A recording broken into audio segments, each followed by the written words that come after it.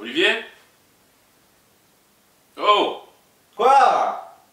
Ah putain, eh, viens, on tourne là. On tourne quoi? Mais nous let's talk about. Ah non, j'ai l'air d'un con la moitié du temps dans ce truc. C'est pas la moitié du temps d'abord, c'est tout le temps, mais ça, on s'en branle, viens, faut tourner là. Ouais, non mais je suis pas motivé, ça, non, franchement non. Mais si, ça va être cool, on va parler de jeux de plateau et tout, regarde ça. Des jeux de plateau? Oui. Mr. Jack, Arkham, Battlestar. On fait un thème jeu de plateau? Mais c'est tout pourri, mais il y a aucune actualité sur les jeux de plateau, les gens ils vont s'en foutre. Les gens, déjà d'habitude, nos thèmes, ils s'en foutent. Hein. Mais là, franchement, c'est ridicule. Tu veux un thème d'actualité? Ouais, je sais pas. Au mois de janvier, tu veux qu'on parle de quoi? De chocolat? De galettes? Non mais sinon on peut ne pas le faire quoi, je pense que ce serait pas mal. Mais aussi. non, ça va être bien, tu vois. En plus, il y a un breton qui va venir avec nous. Ah non, franchement je le sens pas. Si, ça va être cool. Non, j'ai déjà la migraine quoi.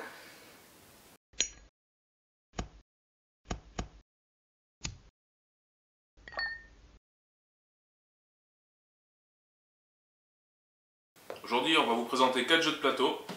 Horreur à Arkham. Un gros machin, il va nous falloir 4 heures pour le mettre en place. Tiens. Mr. Jack. Ouais, ça va, un peu d'entrain s'il te plaît. Small World. Et enfin, le dernier. Battlestar Galactica. Merci Olivier. C'est un petit peu dangereux je trouve quand même.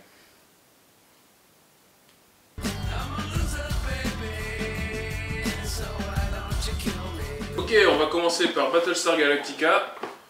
Oui, le jeu de plateau qui est inspiré de la série du même nom. C'est une série de science-fiction dans laquelle des robots ont détruit quasiment toute l'humanité. Quelques humains ont réussi à s'échapper dans une petite flotte de vaisseaux spatiaux. Et ils sont maintenant à la recherche d'une nouvelle terre habitable où ils seraient à l'abri de ces petites putes de Cylon qui essaient de les tuer. Donc c'est un jeu en semi-coopération. Alors le principe de la semi-coopération, c'est Olivier qui va vous l'expliquer. Parce que je vois pas pourquoi je serais le seul à bosser. Ah bon? Oui, exactement. D'accord. Bah, déjà, il faut expliquer pour la semi-coopération ce qu'est un jeu en coopération. Bon, alors un jeu en coopération, en gros, c'est pas un jeu où on joue les uns contre les autres, c'est un jeu où on joue ensemble contre le jeu. T'as décidé de prendre tous les gens pour des cons ou... Je sais pas. Pas tous. Non. Pas tous. Il y a que juste moi. Plutôt, ouais. D'accord. Donc, ouais, c'est bon. Et le jeu en semi-coopération, lui, eh bien, les joueurs jouent à la fois les uns contre les autres, soit plusieurs joueurs contre un autre joueur, ou plusieurs joueurs contre plusieurs autres joueurs, et ils jouent en même temps aussi contre les mécanismes du jeu. Ça te va? C'est génial? J'ai rien compris, mais ça me va. Dans ce cas. Le but du jeu, c'est d'atteindre la planète Kobol en veillant à ce que vos ressources ne s'épuisent pas. Sauf que vous subissez des attaques Cylon qu'il faut repousser, sinon vous perdez des ressources, ou vous endommagez votre vaisseau, le Battlestar Galactica. En plus de ça, à la fin de chaque tour, il faut passer un test de compétences. Si vous échouez, ça vous fout grave dans la merde. Si vous réussissez, peut-être que ça fait rien. Ou ça vous fout grave dans la merde. La merde. Parle des personnages un peu. Oui, oui. Donc chaque joueur choisit, il y a un personnage à incarner au début du jeu. Il y a plusieurs classes de personnages. Il y a par exemple les leaders politiques qui peuvent devenir présidents. Il y a les chefs militaires qui peuvent devenir amiral. Et il y a les pilotes qui peuvent voyager en dehors. Toi déjà je voulais pas être là. Alors si en plus t'en rajoutes, je me casse. Je vais voir le breton là-bas. Là. Je dis plus rien. Ce qui est déjà arrivé, hein. J'en étais où? Il y a le personnel aussi, le petit personnel. Lui, par exemple. On s'en fout. C'est tous des cons, de toute façon. Tous se faire buter, parce qu'à la fin, c'est souvent les Cylons qui gagnent. Les cartes de loyauté sont distribuées en début et milieu de partie. Et elles déterminent si vous êtes un Cylon ou non. Ça instaure un petit peu une petite atmosphère paranoïaque. Chercher les coups de pute, des trucs comme ça. Et ça dure jusqu'au moment où le ou les Cylons décident de se révéler. Mais c'est là que tous les humains crèvent, normalement. Il y a bien un tour où tout le monde panique, mais personne ne meurt. Ok.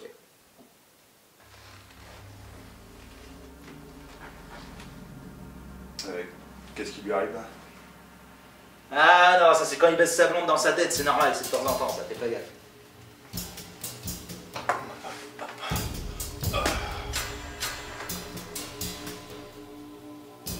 Enculé de businessman qui ont bu tout mon vin.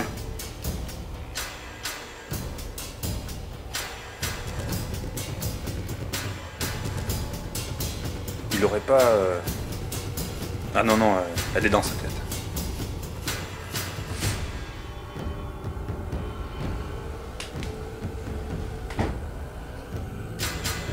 On manque un peu d'accessoires. Prochaine fois, je lui prends un cigare.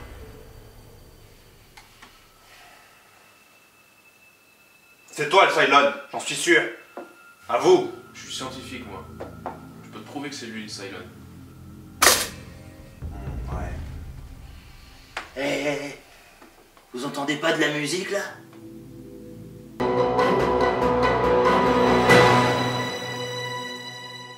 Maintenant, Mr. Jack.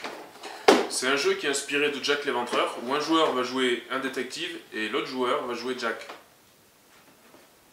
l'Éventreur. Le but du jeu pour le détective, c'est de déterminer quel suspect est Jack. Alors que pour Jack, il faut soit rester non identifié, soit arriver à s'échapper du plateau avant la fin de la partie. Mais qu'est-ce que tu fais? Bah je t'écoute hein. D'accord. Pour cela, il y a plusieurs éléments qui sont déplaçables sur le plateau, à chaque tour. Alors il y a les suspects, évidemment. Il y a aussi des barrages de police pour bloquer les sorties. Des bouches d'égout qui permettent de se téléporter, parce que c'est réaliste. Et il y a aussi des lampadaires, parce que tout le jeu repose sur un système d'ombre et de lumière qui vont permettre d'identifier, enfin d'éliminer des suspects en fait. D'éliminer des suspects, on va pas les tuer. À la fin de chaque tour, le joueur qui incarne Jack doit désigner si le personnage est dans l'ombre ou la lumière. Ce qui va permettre au détective de faire des détections comme ça. Bah ouais, le détective ça détectionne. Ouais. C'est classe. C'est pas mal. Pour la partie illustration, nous allons recevoir deux guests, l'éminent professeur Merlin et l'immense star australienne Hurricane Dundee. Les deux? Oui. En même temps? Oui, ça se joue à deux. Ça va être un petit peu chaud quand même. Non.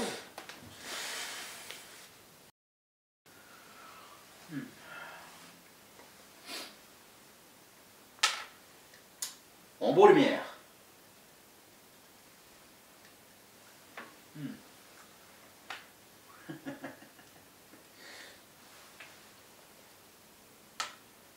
Ombre lumière.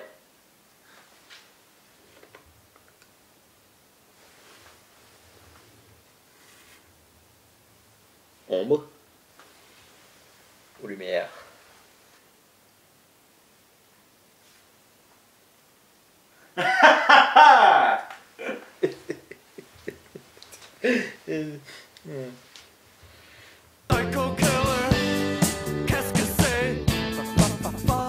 Small World, c'est un jeu qui ressemble beaucoup à Risk, donc c'est un jeu de conquête, hein, mais qui est dans un univers heroic fantasy. Pour conquérir vos territoires, vous disposez d'une armée qui est composée d'un peuple et d'un pouvoir spécial. Olivier, tu vas nous dire un peu le genre de combinaison que ça peut nous donner? Des mages volants, des zombies ancestraux et des mi-portions des cavernes. Complètement con.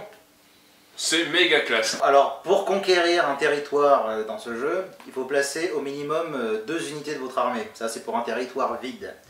Pour chaque obstacle supplémentaire sur le territoire, vous devez placer une troupe supplémentaire. Ces obstacles peuvent être des obstacles naturels, des montagnes, j'en sais rien. Des cailloux. Des cailloux. Et ça peut être aussi d'autres armées. L'armée adverse, ou les armées adverses. Il y a aussi tout un système d'anciennes armées, vu que vous changez d'armée au cours du jeu. Et les anciennes armées restent toujours sur le plateau, continuant de conquérir à travers mort et... je ne sais pas... Ça doit venir de Bouddha, quelque chose. C'est méga classe. C'est méga classe. C'est alors que les hommes scouts débarquèrent. Non, mais non, c'est bon. C'est pas Donjons et Dragons, quoi. N'importe quoi. Faut arrêter, hein. Bon. Hop. Ça dégage. Oh, tu peux pas faire ça! Prends tes magiciens, là. Non, tu peux pas faire ça! Bien sûr que je peux.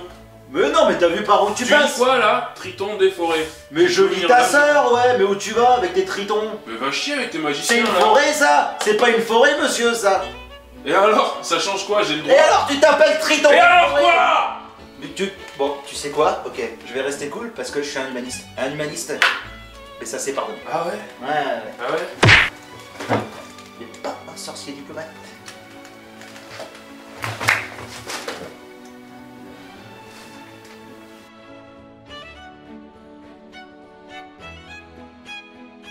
Et pour finir, Aurora Arkham, qui est un jeu inspiré de l'univers de Lovecraft. Lovecraft, Olivier? Lovecraft Olivier? Lovecraft Cthulhu? Ok. Quoi? C'est-à-dire que moi je me faisais engueuler pour le Let's Talk About sur les web-séries. Par exemple, je disais le visiteur du futur, le pitch, c'est un mec qui vient du futur. Toi, je sais pas, Lovecraft, Cthulhu, tout ça. Ok. Lovecraft, écrivain du début du XXe siècle, les grands anciens, d'autres dimensions, la folie, Arkham, et surtout, Cthulhu. Voilà. Aurora Arkham, j'ai pas joué. Pareil qu'Olivier, oui. Ah non, tu vas me demander de décrire. Non. Si. Ah si. Non. Ah si. Bah de toute façon, t'as vu tout ce bordel là, va falloir qu'on explique pourquoi c'est là. Ouais. Bon, Arkham. On incarne un personnage, hein. Ça peut être elle, ça peut être lui. S'en fout. Le but, c'est de combattre un grand ancien qui est décidé au début du jeu. Ça peut être lui, ça peut être lui. On s'en fout ici, quoi. Alors, pour le combattre, on a d'autres personnages, il a de l'équipement, il a de l'argent, il peut avoir des armes, des malédictions, des bénédictions, plein de trucs. Il faut qu'il aille dans des lieux pour faire des investigations, ce qui permet de récupérer des points d'investigation, justement, c'est vachement bien trouvé. Des lieux qui sont à la fois dans la ville d'Arkham, mais aussi dans d'autres mondes, qu'il ouvre grâce à des portails qui amènent aussi plein de monstres partout, il y en a ras la gueule. Donc faut combattre les monstres, faut fermer les portails, faut enquêter les lieux pour enfin se retrouver contre le grand ancien et livrer la bataille finale. Et là, c'est le bordel. Alors, bon, là, il faut déplier le plateau, parce que là, c'est plutôt... Essaye de pas me tuer, s'il te plaît. Oui, c'est-à-dire qu'il y a un sens, probablement. C'est juste que... je pense qu'il nous faudra 2 autres tables. Parce que là... Et puis on remet en équilibre. Ouais, ok. Alors, ces cartes-là, C'est quoi tout ça? on en a une pile là. Ça va aller par là. Ça là-bas, ça faudrait plutôt le mettre là. Ça? Ouais, avec aussi celle-là. Oh, et putain. puis toute celle-là. Tout je ça, sais, non, mais je non, sais tout pas. ça va aller plutôt là. Moi je te dis, je peux pas. J'y arriverai pas. Il y a trop là, je sais même pas, je sais pas. Ça c'était pas dans le jeu ça. Sinon, j'ai une autre idée. Tout le monde est servi. Et sinon, vous allez où alors après? Au Mexique. Il y a quoi au Mexique? Ah oui, t'es mexicain, oui. Bon, ben, Santa Maria.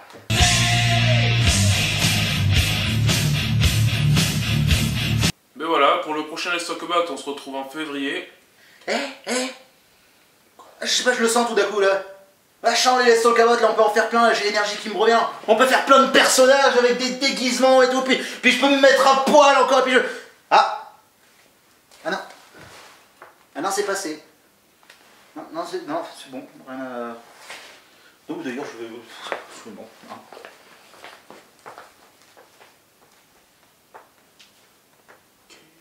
There must be some way out of fear. Set a jogger to the sea. There's too much confusion. I can get no relief.